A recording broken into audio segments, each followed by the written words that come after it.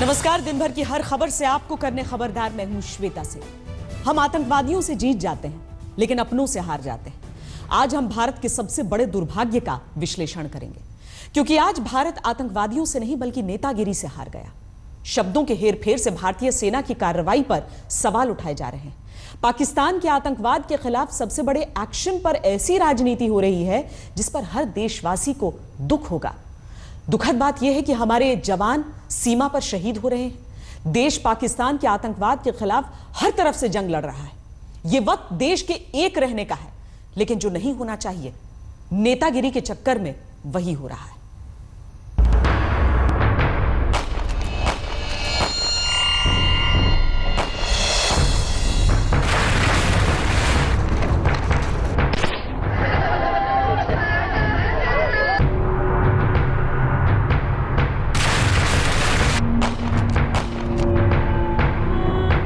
देश के दुश्मनों को मजबूत करने वाली नेतागिरी क्यों?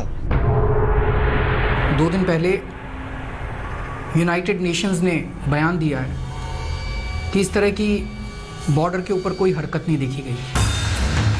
भारत के नेता, लेकिन पाकिस्तान के मन की बात।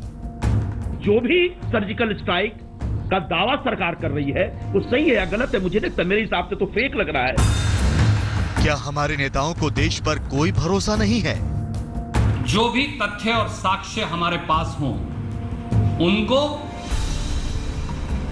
सरकार के अनुमान के अनुरूप और राष्ट्रीय सुरक्षा के हित में आकलन करके सार्वजनिक कर देना चाहिए। क्या हमारे नेताओं को देश से ज्यादा राजनीति प्यारी है? पहली बात मुझे अरविंद केजरीवाल से यह पूछनी है कि वो भारत की सेना की कार्रवाई पर विश्वास करते हैं कि नहीं करते।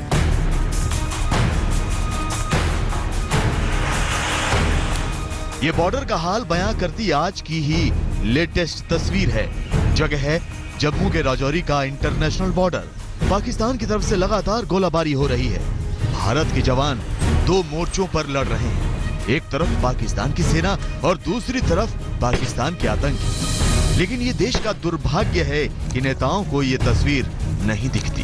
उन्हें तो बस नेतागिरी दिखती है। पिछले 2-3 दिन में देख रहे हैं कि पाकिस्तान अंतर्राष्ट्रीय पत्रकारों को लेके बॉर्डर पे जा रहे हैं और ये दिखाने की कोशिश कर रहे हैं कि देखो सर्जिकल स्ट्राइक्स तो हुए ही नहीं थे। 2 दिन पहले यूनाइटेड नेशंस ने बयान दिया है कि इस तरह की बॉर्डर के ऊपर कोई हरकत नहीं देखी गई। ये जो पाकिस्तान को झूठा प्रोपेगेंडा कर रहा है, इसको भी बेनकाब करें। ये जो पाकिस्तान अंतर्राष्ट्रीय स्तर के ऊपर भारत को झूठा बदनाम करने की कोशिश कर रहा है, इसको भी बेनकाब करें। शुरुआत अरविंद केजरीवाल ने की। शब्दों से खेलते केजरीवाल सर्जिकल स्ट्राइक के सबूत मांग रहे थे। पाकिस्तान ने अपनी मन की बात सुनकर बयान को लपक लिया। राजनीति की हालत यह है कि केजरीवाल के बयान का जवाब देने के लिए केंद्रीय मंत्री उतर गए। कि अरविंद केजरीवाल जी, सोचिए आपने ऐसा क्या बोला कि पाकिस्तान की मीडिया में आज प्रमुखता से हीरो बने हुए हैं। जो बात पाकिस्तान की मीडिया उठा रही है कि भारत की सेना की कार्रवाई सही नहीं है, सच्ची नहीं है, वही बात आप भी कर रहे हैं। प्रूफ का मतलब क्या है? राजनीति अपनी जगह होगी। संकट के समय सुरक्षा के मामलों पर देश को एक स्वर में बोलना चाहिए। राजनीति यहीं थम जाती तो गनीमत थी। कांग्रेस के कुछ नेता तो केजरीवाल से आगे निकल गए। संजय निरुपम क्या कह रहे हैं ये शायद उनको भी नहीं पता। जो भी सर्जिकल स्ट्राइक का दावा सरकार कर रही है वो सही है या गलत है मुझे नहीं लगता। मेरे हिसाब से तो फेक लग रहा है और वो तब तक फेक लगेगा जब तक भारत सरकार अपनी तरफ से सबूत नहीं देती कि हाँ सचमुच इस प्रकार का कोई सैनिक अभियान हुआ था पाकिस्तान के आतंकवादी ठिकानों को नष्ट करने के लिए। पाकिस्तान के दुष्प्रचार की आड़ लेकर सवाल देश से पूछे जा रहे हैं, देश की सेना से पूछे जा रहे हैं। संदेह वाले हालात बनाए जा रहे हैं। ऐसा क्यों हो रहा है? इसका जवाब राजनीति में है। एक शंका की स्थिति पैदा कर दी है। इससे हमारे आर्मी की और केंद्र सरकार की विश्वसनीयता खतरे में पड़ जाती है। इस बारे में केंद्र सरकार को विचार विमर्श करके कोई ना कोई ऐसा कदम उठाना चाहिए जिससे कि जो एक यूनाइटेड नेशंस की ऑफिशियल स्पोक्स पर्सन ने जो बात कही है उसको हम लोग उसको काउंटर कर सकें। भारतीय सेना ने सर्जिकल स्ट्राइक्स कल उन लॉन्च पैड्स के ऊपर किए हैं। इस ऑपरेशन का लक्ष्य आतंकवादियों के नापाक मंसूबों को विफल करना था। जब देश की सेना सीना ठोक कर कह रही है उसने आतंकवादियों के खिलाफ सर्जिकल स्ट्राइक की, तो फिर सवाल यह है कि क्या देश की सेना पर शक करना मुनासिब है? क्या उस दुष्प्रचार को हवा देना सही है जो पाकिस्तान फैला रहा है? मैं समझता हूं कि हिंदुस्तान का बच्चा बच्चा अपने सेना के जवानों पर पूरा यकीन रखता है। Thank you very much. और जो कुछ भी अब तक हमारी सेना के जवानों ने किया है उसके प्रति देश की जनता का आदर है और भविष्य में भी हम सेना के जवानों और सुरक्षा के जवानों के प्रति इस देश का सम्मान रहेगा और उनके प्रति आदर का भाव बना रहेगा। देश के सामने इस वक्त सीमा पर मुश्किल हालात हैं। देश के जवान हर पल सीमा पर एक तरह से युद्ध लड़ रहे हैं। इसके बीच अगर सेना की किसी कार्रवाई पर राजनीति होती रही तो इससे बड़ा दुर्भाग्य देश के लिए कुछ भी नहीं हो सकता। आतंकियों और पाकिस्तान से नहीं, अपने नेताओं की नेतागिरी से आज भारत हार गया। राजौरी से अश्विनी कुमार और दिल्ली से अशोक सिंघल के साथ आज तक ब्यूरो। न तो सर्जिकल स्ट्राइक का राजनीतिक श्रेय लेना सही था, न ही उस सर्जिकल स्ट्राइक पर अब राजनीतिक सवाल उठाना सही है। जिन नेताओं को सर्जिकल स्ट्राइक पर संदेह लग रहा है, जिन्हें लगता है कि सर्जिकल स्ट्राइक के सबूत देने चाहिए, उन्हें पाकिस्तान का ट्रैक रिकॉर्ड देखना चाहिए। सर्जिकल स्ट्राइक पर सबूत देने से ही क्या होगा, क्योंकि पाकिस्तान तो हमेशा इनकार के ही माइंडसेट में रहता है। भारत ने उड़ी हमले में पाकिस्तान को सबूत दिखाए, क्या पाकिस्तान ने मान लिया? भारत ने पठानकोट हमले में पाकिस्तान को सबूत दिए, क्या पाकिस्तान ने वो मान लिया? पिछले 8 साल से मुंबई हमले के भर भर के सबूत दिए गए पाकिस्तान को, क्या पाकिस्तान ने कार्रवाई की? संसद हमले में जैश ए मोहम्मद के सीधे हाथ के सबूत थे, क्या पाकिस्तान ने माना था? करगिल में पाकिस्तान ने चोरी छिपे युद्ध की शुरुआत की थी, क्या पाकिस्तान ने मान लिया था? जो पाकिस्तान सर्जिकल स्ट्राइक की बात से मना कर रहा है, वही पाकिस्तान उड़ी हमले में अपने हाथ से भी इनकार करता रहा। वो पठानकोट पर भी कहता रहा कि उसका हाथ नहीं है। वो मुंबई हमले में भी कहता था कि पाकिस्तान का हाथ नहीं है। यही बात संसद हमले में, उससे पहले करगिल में, उससे पहले कश्मीर में पाकिस्तान कहता रहा है। पाकिस्तान जब भी किसी बात को ना बोले तो समझो गड़बड़ है। आजादी के 2 महीने बाद ही पाकिस्तान ने कश्मीर में अटैक किया। कहा कबायलियों ने हमला किया, लेकिन कबायलियों के भेष में पाकिस्तानी सैनिक थे। 1965 में कश्मीर हथियाने की साजिश रची, कश्मीर में हमले कराए, तनाव फैलाया, कहा कि ये सब कश्मीरी कर रहे हैं, लेकिन बाद वो पाकिस्तानी निकले। करगिल में सैनिकों से घुसपैठ कराई, चुपके से चोटियों पर कब्जा किया, पहले सैनिकों के होने का इनकार किया। युद्ध हुआ तो सबको पता चल गया। यही हाल हर संसद से लेकर मुंबई हमले और पठानकोट से लेकर उड़ी तक रहा, जब पाकिस्तान अपना हाथ होने से ना करता रहा। लेकिन सच सबके सामने है। ये 1999 में कारगिल युद्ध का वो वीडियो है जब युद्ध के बाद पाकिस्तानी सैनिक अपने अफसरों की लाशें लेने आए थे। पहले पाकिस्तान ये कहता रहा कि कारगिल में उसके सैनिक नहीं हैं, लेकिन जब युद्ध हुआ, भारत ने पाकिस्तानी सैनिकों और अफसरों को मार गिराया, तो वो हिचकिचाते हुए लाशें उठाकर ले गए, वो भी सिर्फ अपने अफसरों की। 250 से ज्यादा पाकिस्तानी सैनिकों को तो भारत की सेना ने दफनाया था। पाकिस्तान का यही ट्रैक रिकॉर्ड है। वो जिस बात से इनकार करता है वो हमेशा सच होती है, और ये आज से नहीं, पाकिस्तान की हमेशा से यही सोच रही है। 26/11 मुंबई हमला इसका सबसे बड़ा सबूत है, जिसमें पाकिस्तान 2 से 3 साल तक इस बात से इनकार करता रहा कि कसाब पाकिस्तान का है और हमला पाकिस्तान की धरती पर प्लान किया गया। मुंबई से लेकर पठानकोट तक और पठानकोट से लेकर उड़ी तक आतंक की फैक्ट्री पाकिस्तान हमेशा मासूम बनने की कोशिश करता रहा, और हर बार यही कहता रहा कि ये सब भारत ने खुद ही किया धरा है। लेकिन पाकिस्तान के आतंक का सच दुनिया जानती है। पाकिस्तान की बात पर दुनिया में कोई भरोसा नहीं करता, क्योंकि इसके सबूत खुद पाकिस्तान बार बार देता रहा है। इसीलिए सर्जिकल स्ट्राइक की बात पर दुनिया किसका भरोसा करेगी, ये कहने की जरूरत नहीं है। ना ही पाकिस्तान के झूठ का कोई सबूत देने की जरूरत है। भारतीय सेना ने सीना ठोक कर कह दिया है, अब पाकिस्तान को जो कहना है कहता रहे। आज तक ब्यूरो। पाकिस्तान कुछ भी बोलता रहे, दुनिया भारत पर भरोसा करती है क्योंकि पाकिस्तान का सच दुनिया जानती है। अब हम आपको बताते हैं कि सर्जिकल स्ट्राइक के वीडियो सबूत क्यों देना सही नहीं होगा। सबूत दिखा भी दिए जाएं तो पाकिस्तान और तथ्य मांगेगा कि सैनिक कहां से घुसे, कैसे घुसे, सूचना कैसे मिली। लेकिन किसी दुश्मन देश को कभी भी अपनी गोपनीय बातें नहीं बताई जाती हैं। कोई भी देश और उसकी सेना अपनी रणनीति और युद्ध नीति का दुनिया के सामने खुलासा नहीं करती। वीडियो सबूत से पाकिस्तान को भारतीय सेना की ट्रेनिंग, रणनीति, क्षमता, हथियार का पता चलेगा। पाकिस्तान को यह पता चलेगा कि भारत कैसे उसके आतंकवादियों और उसकी सेना पर नजर बनाए रखता है। हम आपको यह भी बताते हैं कि सर्जिकल स्ट्राइक पर हो रही राजनीति पर सरकार का क्या प्लान है।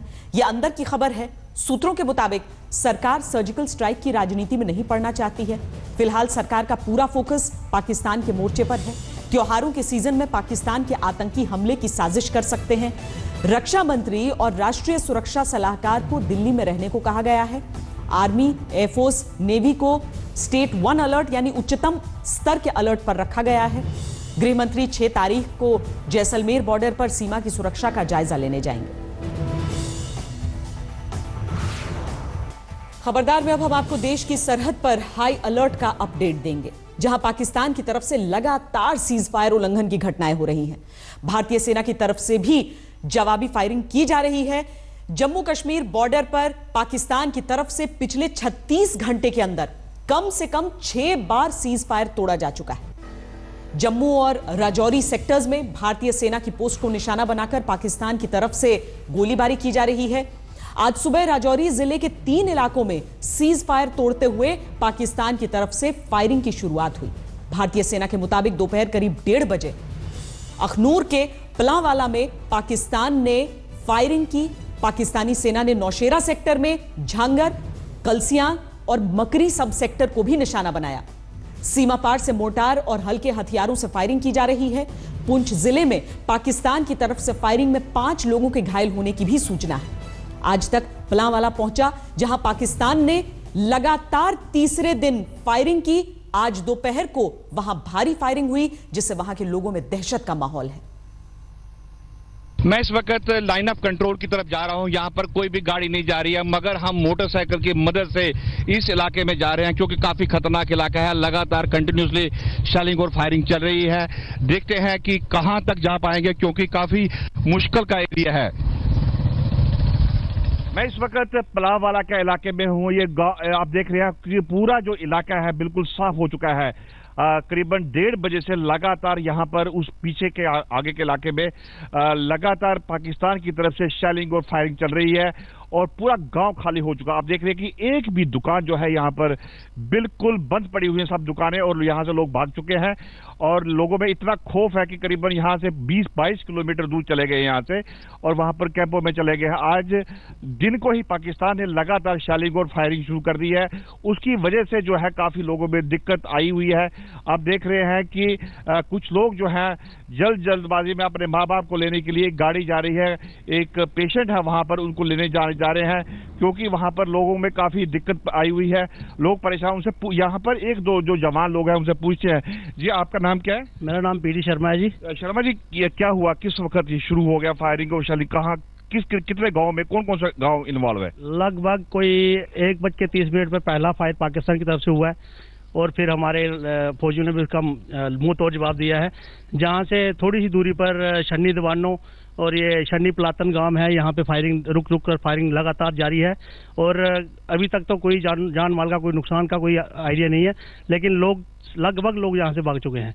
जी, इनसे पूछते हैं, जी आपका नाम क्या है और कितना खौफ है यहाँ पर? मार्केट में कोई नहीं है। मेरा नाम विकास कुमार है। जहाँ बहुत ज्यादा खौफ है लोगों में, सारे लोग जहाँ से भाग चुके हैं। तकरीबन लोगों ने अपना सारा सामान भाग चुके हैं लोग वहाँ, जहाँ से छन्नी से लेके मीपरगढ़, सैंत, पलावाला से नीचे सारा इलाका इस समय खतरे में है। पाकिस्तान लगातार जो है शेलिंग और फायरिंग, सीज फायर वायलेशन इस इलाके में कर रहा है। ये लाइन ऑफ कंट्रोल का इलाका है और कुछ वक्त जो पाकिस्तान जो है रात को फायरिंग करता था, शेलिंग करता, मगर आज जो है 1:30 बजे से ही शेलिंग और फायरिंग पाकिस्तान की तरफ से हो गई है। लोगों को दहशत का माहौल, ये लोग यहाँ से सब भाग चुके हैं। उसकी वजह से जो है लोगों को सेफ जगह पहुंचा दिया गया है। ये देखिए, ये है प्राइमरी हेल्थ सेंटर पलांवाला का। यहाँ पर जो है जितने भी पेशेंट थे या डॉक्टर थे, बाकी के लोग थे, सब यहाँ से भाग चुके हैं। दरवाज़ा बंद है। हम कोशिश करते हैं कि यहाँ पर कुछ आपको दिख पाए कि यहाँ पर कोई पेशेंट हो या कोई हो, इसमें कोई नहीं है यहाँ पर। इस वक्त मैं लाइन ऑफ कंट्रोल से करीबन आधा किलोमीटर दूर है और हम इस बंकर में है। आपको ले चलते हैं गांव वालों के पास, कितनी कंडीशन में है वो। सब लोग यहाँ से फरार हो चुके हैं और यहाँ से जितनी भी महिलाएं और बच्चे हैं, पूरा गांव खाली हो चुका है। ये पूरा टारगेट है और ये एक बंकर है। आप देख रहे हैं कि जो यहाँ के लोग हैं वो यहाँ पर नीचे बैठे हुए हैं। उनके लिए एक ही सुरक्षा है जो कि बंकर है। बंकर के बिना वो बाहर निकलना काफ़ी मुश्किल है और काफ़ी मुश्किल से आज तक की टीम यहाँ पर पहुंची है। और आप देख रहे हैं कि किस तरह से लोगों को दिक्कतें आ रही हैं और लोग जो हैं परेशान हैं। उनसे बात करते हैं कि कैसे फायर शुरू हुआ। अभी जो फायर हो रहा है, क्या किस तरह का फायर, कौन कौन सा फायर हो रहा है? अभी मार्टर और आरएल और एमएमजी का फायर हो रहा है। और लोग कितने डरे हुए हैं यहाँ पर?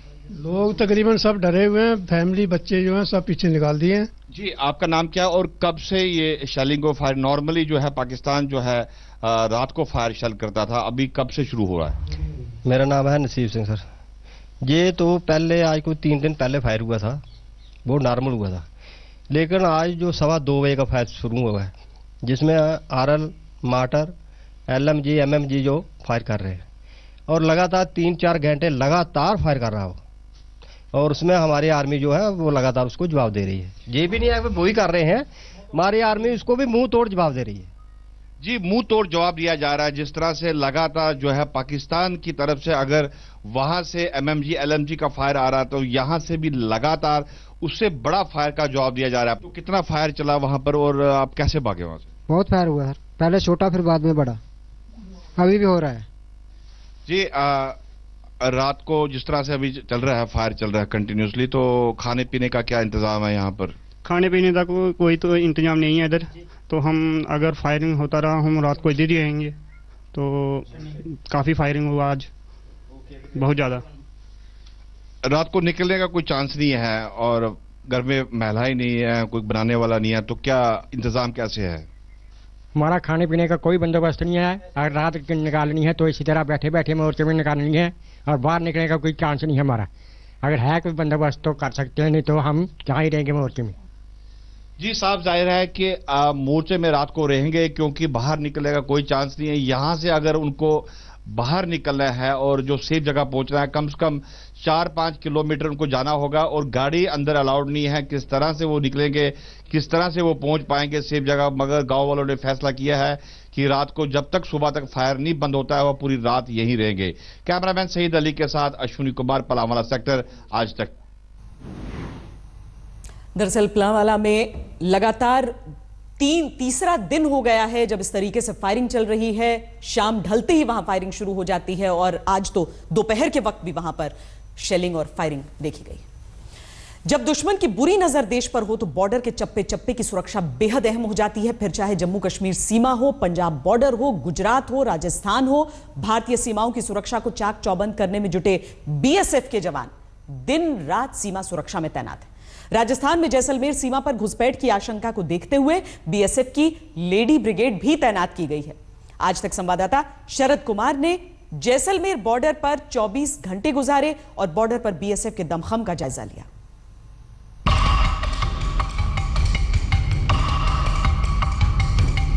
आजकल लड़कियां भी किसी से कम नहीं है।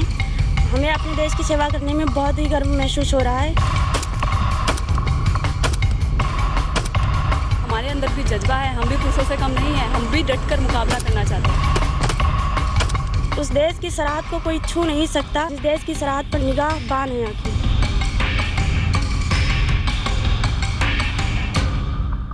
दुश्मनों के दांत खट्टे करने के लिए भारत की बेटियां भारत पाकिस्तान सीमा पर सरहद की रक्षा कर रही हैं। इनकी ताकत, इनका साहस, इनका अचूक निशाना हमें महफूज रख रहा है। ये दिखाता है कि भारत की बेटियां किस तरह से दुश्मनों से मुकाबला करने के लिए पूरी तरह से तैयार है।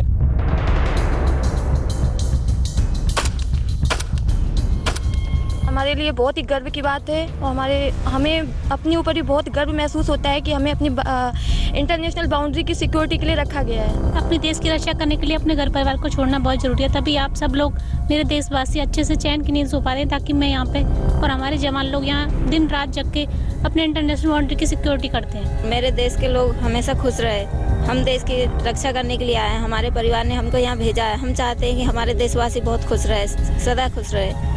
हम देश की रक्षा के लिए कुछ भी कर सकते हैं, जान भी दे सकते हैं। इस छोटी सी उम्र में भारत की बेटियों को देश की रक्षा की जो ललक है वो देखने लायक है। जो दुश्मन देख रहे हैं वो देख लें कि किस तरह से भारत की बेटी और बहन अपनी सरहद की रक्षा करने के लिए तैयार है, किस तरह से देशभक्ति का ज्वार इनके दिल में हिलोरे मार रहा है।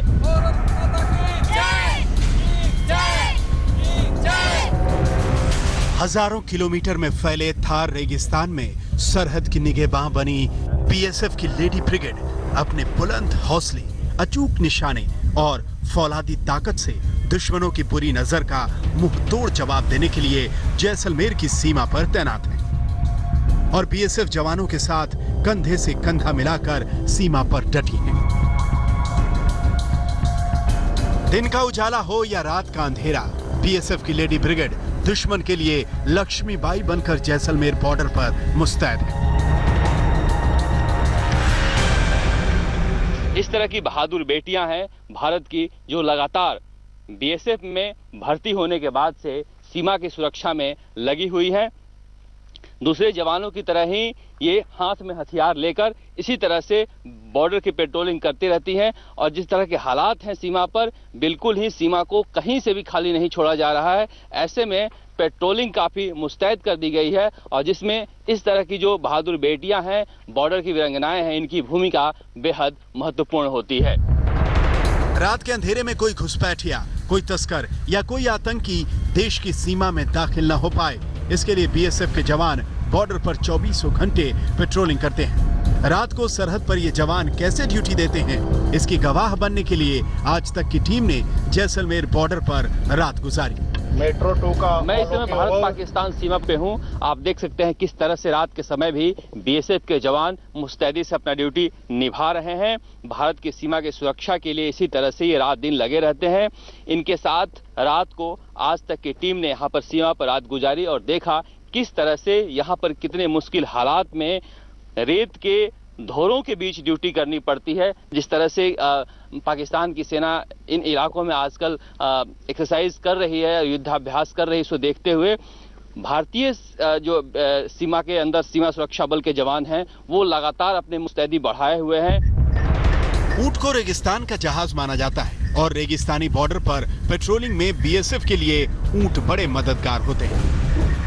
भारत पाकिस्तान सीमा पर राजस्थान की करीब 1000 से ज्यादा किलोमीटर की सीमा लगती है और इस सीमा को बेहद संवेदनशील माना जाता है, इसलिए कि पूरा का पूरा इलाका रेगिस्तान है और रात में इस इलाके में अगर दुश्मन कहीं से घुसने की कोशिश करे तो वो नजर रखना काफी मुश्किल होता है। ऐसे हालात में बीएसएफ के जवान रेगिस्तान के जहाज ऊंट से इस पूरे इलाके की रखवाली करते हैं।